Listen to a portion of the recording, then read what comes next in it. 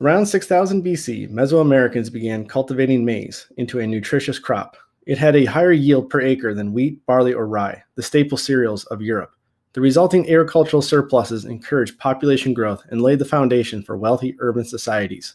Later, the Mississippi Valley and the southeastern woodlands of North America had cultures defined by the successful agriculture of maize.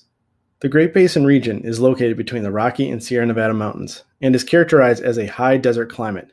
Native Americans who lived there relied on a mostly hunter-gatherer lifestyle with some dry cultivation of maize. In the Great Plains region, there was some agriculture along rivers. However, this land was dominated by hunter-gatherer societies. They were transformed by Europeans who brought horses and livestock. Tribes such as the Comanche, Sioux, and Crow adapted the horse to their culture and dominated their opponents who were on foot, allowing them to obtain vast amounts of territory through raids. Bison hunting, the main food and supply source, was also dramatically changed as hunters who previously relied on stealth became much more successful on horseback. Hunter-gatherers were individuals, groups, and tribes that relied on finding and hunting for their subsistence. They tended to be very mobile, and some moved with wild animal migrations. In pre-Columbus Native American tribes in the Great Plains and Great Basin tended to be hunter-gatherers, and some in the upper Midwest and Northeast were partially nomadic with aspects of settled agriculture and hunter-gathering. In the Northeast and along the Atlantic seaboard, some societies developed a mixed agricultural and hunter-gatherer economy that favored the development of permanent villages. In the Northeast and along the Atlantic seaboard, some societies developed a mixed agricultural and hunter-gatherer economy that favored the development of permanent villages. In the economies of the Spanish colonies, Native American labor was used in the encomienda system to support plantation-based agriculture and extract precious metals, especially silver. And Native American labor was gradually replaced by African slavery. Native Americans migrated across the North American continent. As time went on, the settlers had to adapt to change their societies to better fit the environment they were living in. In contrast to the hunter-gatherer Great Basin and Great Plains societies, those in the Northeast, Southeast, Atlantic seaboard formed agricultural-based economies. This type of economy favored permanent villages that consisted of stable housing due to the fact that the people needed to stay in one place so they could tend to their crops. The Western Hemisphere is the part of the world that makes up the Americas. Europeans deemed it the New World. Pre-Columbus estimates range from 30 to 75 million Native Americans.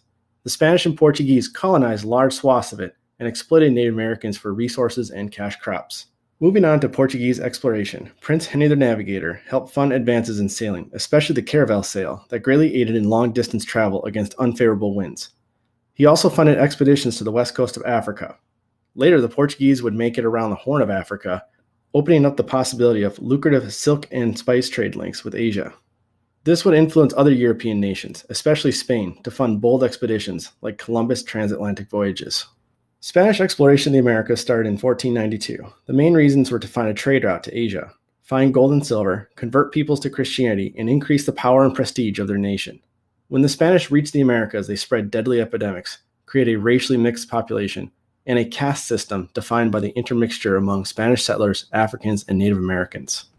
In West Africa, there had existed great empires like the Songhai and Mali, but by the time of European exploration, it was fragmented into many competing West African kingdoms and tribes. Some of them partnered with European nations to enslave other Africans.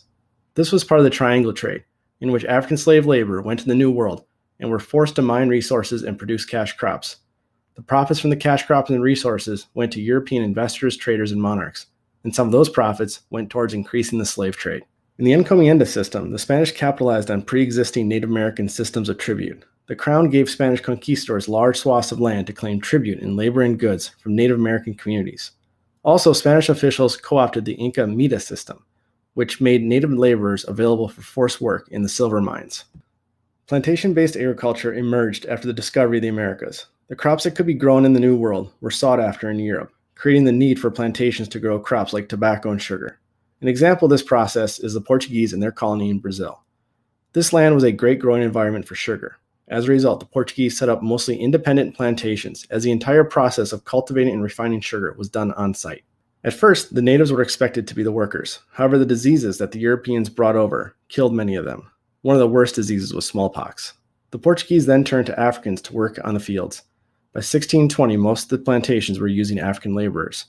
Other crops that were grown in the Caribbean were indigo, tobacco, cotton, cacao, and ginger. Similar to Brazil, the cash crop of sugar ended up being the largest one cultivated. In addition, the North American colonies also developed plantations, especially in the Chesapeake area to start with. In this area, tobacco was one of the main crops grown. Due to the spread of disease, African Americans gradually replaced Native Americans as slave laborers. Plantation colonies in Brazil were the first to undergo this change. The declining population of indentured servants also contributed to the reliance upon Africans for slave labor. Typically, slaves worked on cash crop plantations and also in mines. The Spanish and Portuguese became leading empire builders in Period 1 because of their successful colonization of the Americas. Their conquistadors were responsible for the death of many native tribes, both by force and by transmission of diseases. They also didn't pay much attention to the culture and traditions of the native people. The Spanish justified their conquest by saying they were bearers of civilization. Other European powers like the British, French, and Dutch were following closely behind. Now taking a look at the transition from feudalism to capitalism. Before the Age of Exploration, Europe had a feudal economy and society. That type of economy was very localized. As new lands were discovered and conquered by European empires, European merchants, investors, and planters garnered profits of the transatlantic trade. However, this trade was highly regulated in a mercantilist economy. Nations wanted to decrease imports from foreign countries and increase exports. This made the European monarchs, like those of Spain and England, extremely wealthy, as well as some merchants, investors, and planters. Stretching well past Period 1, as more profitable markets were discovered in the New World, the private economy grew and became more capitalistic. Merchants, planters, and consumers were deciding the selling and buying prices. Okay, on to the racist idea of white superiority. For various reasons, Europeans felt they were superior to Native Americans and Africans. In Period 1, a few of the reasons Europeans felt this way were: most Europeans were Christians, and they felt that that was the one true religion. There were also many differences in culture between the groups, and Europeans thought their cultural ideals were superior. And at this time, Europeans had technological superiority in a few key areas, like military equipment. During Period 1, there was an influx of Europeans to the Americas. With them, they also brought enslaved Africans. This greatly affected the Native Americans, with the Europeans trying to force their beliefs and ideals onto them. The Africans and natives tried desperately to maintain their cultural autonomy, or in other words, they tried to preserve their culture and religion. Along with cultural autonomy, Native Americans attempted to preserve their political autonomy from European rule, especially the Spanish and Portuguese in Period 1. The Mexica, also known as the Aztecs, and Inca, fought against the conquistadors. Disease and technological differences made resisting Spanish colonization and rule near impossible. However, some were successful in resisting Spanish domination, especially those with more nomadic hunter-gatherer ways, like in the American Southwest and Great Plains areas.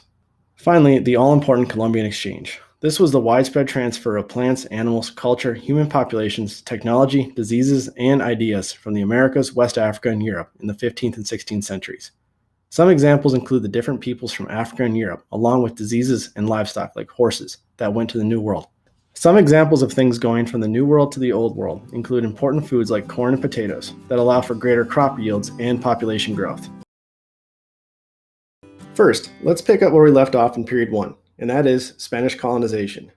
During Period 2, Spain continued to expand their power and control over their colonies in the New World, along with their caste-based racial hierarchical system that dominated the social, political, and economic structure of their colonies. In Period 2, they were now in more direct competition with France and Great Britain in the transatlantic trade. Also, several conflicts broke out between Spain and rising European powers, and by the end of the period, Spain had started a long, slow decline in power and prestige. We're going to take a quick look at French colonization of North America. As you can see on the right in blue and purple, the French claimed large swaths of territory from New Orleans up to eastern Canada. In the more northern reaches of modern-day Canada, the French focused on the fur trade in the Hudson Bay and St. Lawrence areas. It was only lightly populated by the French, who struck treaties and fur trade agreements with native tribes. There was a considerable amount of intermarriage between French traders and settlers, and Native Americans. And the French did have numerous Catholic priests and orders focused on converting the Native Americans, unlike the nearby British colonies. The British began colonization a little later than other European powers. They focused more on trade than conversion of natives to Christianity. Their colonies were also safe havens for various groups, including Puritans and Quakers. The British were also more homogeneous than the Spanish, with very little intermarriage with natives or Africans. The map on the right shows their colonies on the mainland. However, most of their activity in Period 2 was in the Caribbean. In the Spanish colonies, and to a lesser extent the French colonies, there was a great amount of mixing between Spanish, Native Americans, and Africans. For the Spanish colonies, this resulted in a complex racial caste system seen on the right. There were different rules and laws for each caste. Those on top had the most privilege, while those on the bottom had the least. This is contrasted with the British, which stayed much more homogeneous. Indentured servants were a labor force for colonies in the New World. It is different from slavery. Servants were poor or possibly imprisoned Europeans, who in return for their passage to the New World, contracted their labor out for a period of time, typically in the 5 to 7 year range. The servant had very few rights while indentured, but once the contract was completed, they were free. This system was ripe with corruption, as some masters treated their servants horribly and extended a servant's contract if they disobeyed or tried to escape. The transatlantic slave trade occurred roughly from the early 16th century to the mid-19th century. It is hard to know for sure the exact numbers, but historians estimated that the trade transported around 12.5 million enslaved Africans to the New World. Once in the New World, enslaved Africans were forced to perform many types of jobs. Most of them toiled away on cash crop plantations, especially sugar and tobacco early on, and later cotton. Harsh chattel laws were passed in many colonies, making slavery race-based, and those laws typically cut off any path to legal freedom for an enslaved person. Africans also resisted enslavement in two ways, the first being overt resistance, which included running away in rebellions like the Stono or Nat Turner. Later on in periods 4 and 5, we will discuss the whole network of helping escape slaves called the Underground Railroad. Overt was not the only way Africans resisted enslavement, as there were constant acts of covert resistance, which include some examples like working slowly, faking an illness, and stealing food. Moving on to a different topic, Puritans were British Protestants who followed Calvin's teachings and believed in predestination. They felt the Anglican Church did not reform itself enough after the split with Catholicism. At times they were persecuted in England. Some pilgrims set off to completely separate themselves from England. These were the settlers who crossed the Atlantic in the Mayflower and set up the Plymouth colony. Others worked within the colonial framework to establish a colony based in Puritan beliefs. This was the Massachusetts Bay Colony, which eventually will engulf the Plymouth colony. When the British settled in North America, they had a much more homogeneous society than the Spanish or French colonies. A homogeneous society means a society that shares the same traits like language and culture. This is in contrast to the Spanish, who had a lot more intermixing in their colonies between Spanish, Africans, and Native Americans. Now on to the middle colonies, which were very diverse compared to the more Puritan New England and cash crop focused Virginia areas. There's a lot I could say about all of these colonies, but let's keep it brief to just the notable information for APUSH. Pennsylvania will be secured as a safe haven for pacifist and nonconformist Quakers, and that colony will focus on wheat production. And New York actually started out as a Dutch colony, with New York City being first called New Amsterdam. After some shenanigans in Europe, the Dutch basically gave New York to the British. The now New York City is known for its good harbor and position on the East Coast that allowed it to grow to a major center of trade. The middle colonies became the early breadbasket of the British colonies. They produced surpluses of wheat and corn, which are referred to as staple crops. These crops helped feed other areas of the colonies that produced less food and more cash crops like Virginia. They were also exported to England. For the Pueblo Revolt, we go back to the Spanish colonies, and specifically Spanish New Mexico, where Native Americans were treated very poorly by the Spanish, including suppressing their traditional beliefs and putting huge demands on native labor. The Pueblo Native Americans rebelled against Spanish officials, priests, and settlers, and for a short period of time had driven them out of the region. However, the Spanish would return, but they became more tolerant and accommodating to Native American beliefs and culture. I went into a lot more detail in a separate video specifically about the topic, so check that out. Okay, next important term. The British had a strong viewpoint on property rights and contracts when it applied to dealings between each other. However, in colonizing North America, British settlers pushed against Native American territory, resulting in conflict with Native Americans, and usually Native Americans being pushed off their land. This was in part due to feelings of superiority over Native Americans. In general, Great Britain and Europe had a very patriarchal society. Women, if married, had no claim to property or even children if the marriage was annulled. They believed women had their sphere, which was housework, raising children, subservient to their husband, and being pious and moral center of the family, while the men's sphere was outdoor work, drinking in the tavern with mates, and the leader of the family in business or political matters. So when referring to the Atlantic world, we are talking about the political, cultural, and economic exchanges around the Atlantic Ocean because of the interactions between Europeans, Africans, and Native Americans. This also heavily impacted the development of the colonies in North America and led to economic growth in several European countries, including Spain and England. It also changed labor systems as well as expanded social networks. Finally, the labor market exchange of European and New World goods impacted the Atlantic economy, as shown in the transatlantic slave trade and shipment of products and resources from the Americas to Europe.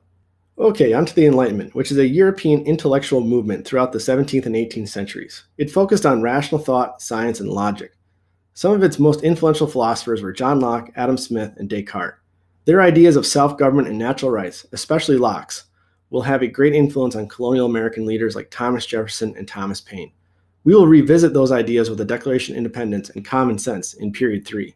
Roughly the time period of the First Great Awakening goes from the 1730s to the 1770s. We will mostly focus on the impacts in colonial America, but note that this is also an international movement, as it is also occurring in Europe, which shows an example of transatlantic exchange of ideas. Core to the Great Awakening is the revitalization of religious piety. Some may say it is a counter to the more secular Enlightenment movement popular among educated elites.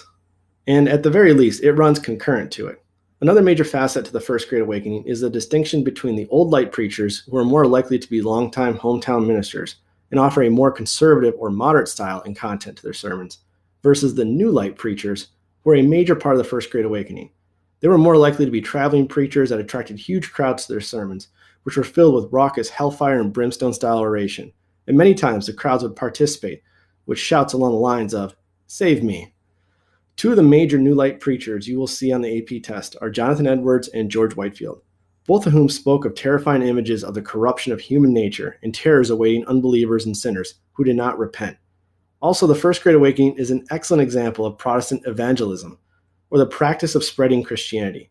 In period 1, we talked a lot about the Roman Catholic Church and its major goals of spreading Christianity. For Protestants, the First Great Awakening is an example for them.